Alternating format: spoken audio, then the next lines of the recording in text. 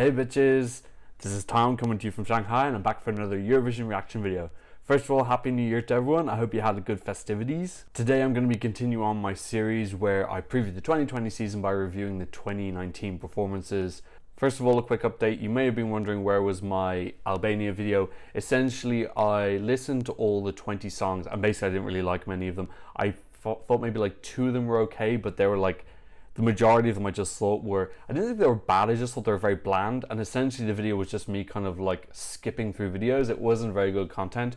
So in the end, what I'm probably going to do is just show my reaction for the songs that came first and second, and then I might review the performance of the song that won, because it's probably going to get a revamp anyways. In the meantime, let's get back to our top 40. We still got a lot left to go. In 34th place is Moldova. So Moldova was Ana Obadescu and she was singing Stay, which was written by that Greek guy who'd entered 36 times and finally gotten a song in. Wanna know my secret? Bang. Don't massively remember this. I remember being very disappointed that they kind of rehashed the sand thing, so I don't think I was paying attention when it was actually performed at the contest.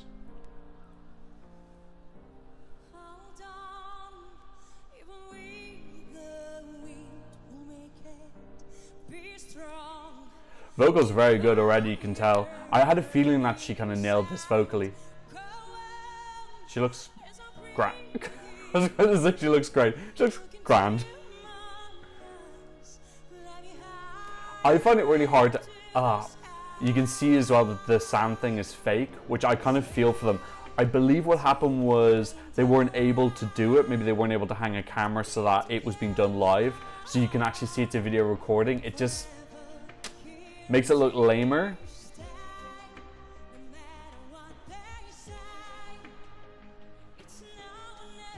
I like it. It's almost a bit, it's ironic because if you've seen the previous performance that Ukraine did, actually you can kind of see that she's doing it there. That's weird. If they could do that over an angle there, why can't they just do the live thing?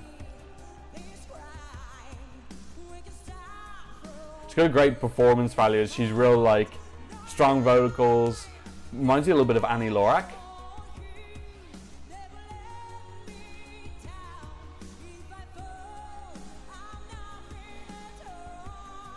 I'd like to see her back with a better song. You know, she's actually a really great performer.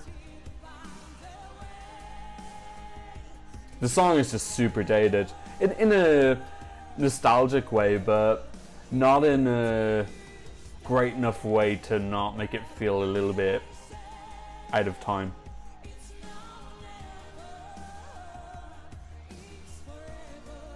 Oh, she knows how to work an angle.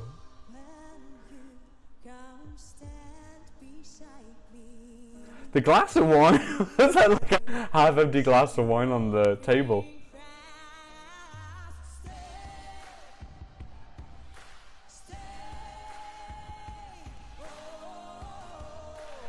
As a super Eurovision fan, I just find the sand thing super. Immediately, I'm just like, it's just a stolen, rehashed idea from Ukraine.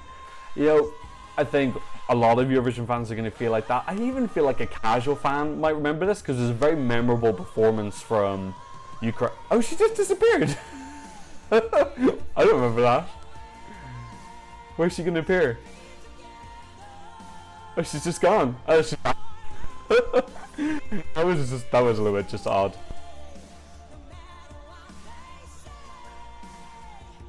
This ending now is just a bit too disjointed. It's just getting a little bit messy. She kind of disappeared and then you're kind of looking like, where is she? And then you don't really know exactly where your eye should focus. They couldn't find any Moldovans. I don't blame them. It's very expensive to go to Eurovision lately and Moldova is not exactly the richest country in Europe. So look, very pleasantly surprised by her performance. That was really powerful. Her vocals were great. She had great stage presence. She delivered the song as well as you really can. You know, the song is super dated. It doesn't have a massively interesting melody. I really think she squeezed everything out of that she could have. Again, the performance too rehashed for me. Nothing really new. On top of the fact I didn't actually get to do it live, which made it look even a bit more a bit just bizarre and just a little bit confusing. And then some of the staging at the end there was just a little bit where she kind of like disappeared and reappeared, and it was a bit like you didn't know where your eye was meant to go. Genuinely, I mean, A little bit disappointed with this. I've almost come to expect something really a little bit left field, zany, unusual, unique from Moldova. And this was not really that. You're not going to be able to hit the nail on the head every single year. They've been doing very well lately. Third with Sunstroke Project, top 10 with Doritos. So they've been on a bit of a roll lately. So they kind of do a bit of a dud year. I'm still a massive fan of Moldova. They really put their all into it. Let's see where they did results-wise. They were in semi-2, which they never really had much of a chance. They came 13th in the televote with 27 points and 8th in the jury with 58 points. I suppose this kind of safe-ish, nostalgic song would go well with the juries. 24 points from Romania, not surprising. If you look at the televote outside of Romania, they only got 15 points from 4 countries. 11 of the 22 juries given points. This was never going to qualify. It was the second semi was very difficult already, and then it also was drawn third in the semi, which just made it an even more of an uphill struggle. So coming to our preview of the 2020 season, what I'm looking forward to with Moldova, well, I just hope that they continue on with having their national final, just putting a lot of passion in. They're not going to have a massive budget. I really do think that they're a massive underdog, and they generally, I think they overperform. So I'd still love to see Ainel Estrati. I'd love him to be selected at some point. He's a really great song if you've never heard of him before.